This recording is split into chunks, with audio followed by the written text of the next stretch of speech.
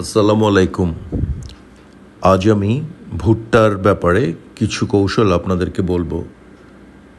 দেখুন, আমরা প্রায় দেখে থাকি যে আমাদের ভুট্টার জমিতে গাছ যখন 6 থেকে 8 ইঞ্চি লম্বা হয় অথবা গাছে 7-8টি পাতা দেখা দেয়, ঠিক এই পর্যায়ে যদি আপনি গাছের গোড়ার দিকে লক্ষ্য করেন তাহলে দেখবেন যে বেশিরভাগ ক্ষেত্রেই গাছের গোড়াতে ভায়োলেট কালারের বা বেগুনি রঙের একটা ব্যান্ড বা গোলাকার দাগ দেখা যায়।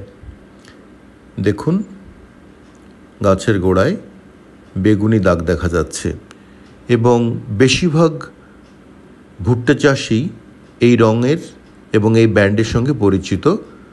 গাছের গোড়ার দিকে পরিষ্কার দেখতে পাচ্ছেন আপনারা, গাছের গোড়ায় বেগুনি হয়ে গেছে।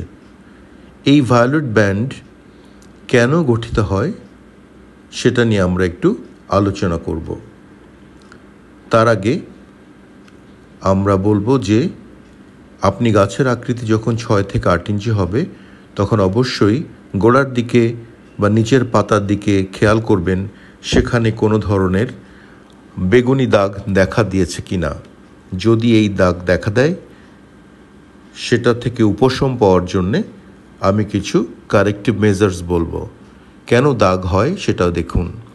এই ভুট্টার শিকড় মাটির খুব একটা নিচে যায় না, উপরে ছড়িয়ে থাকে।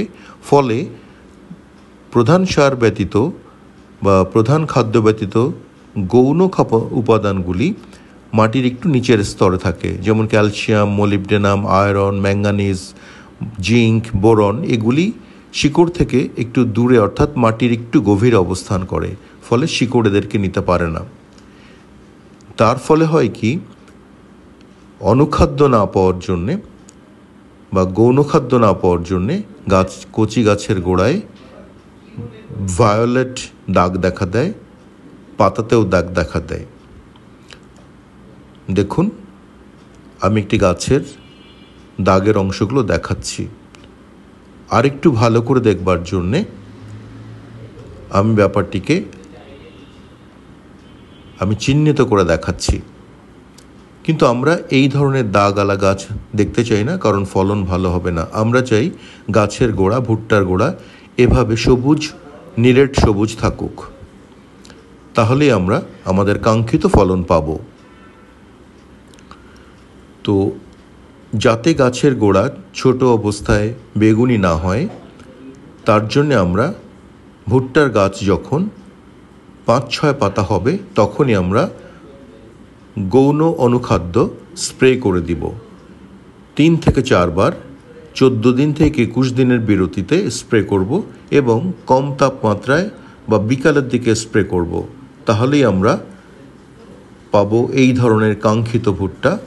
প্রতিটি ভুট্টার মোচায় থাকবে সমান সংখ্যক দানা, সুগঠিত দানা, একই সময়ে পরিপক্ক হওয়ার প্রতিশ্রুতি এবং কৃষকের হাসির প্রতিশ্রুতিও আমরা দিতে পারছি। সুতরাং আমার এই ট্রিক্স যদি আপনারা কাজে লাগান অবশ্যই আপনারা লাভবান হবেন। এতক্ষণ আমার সঙ্গে থাকার জন্য আপনাদেরকে আন্তরিক ধন্যবাদ।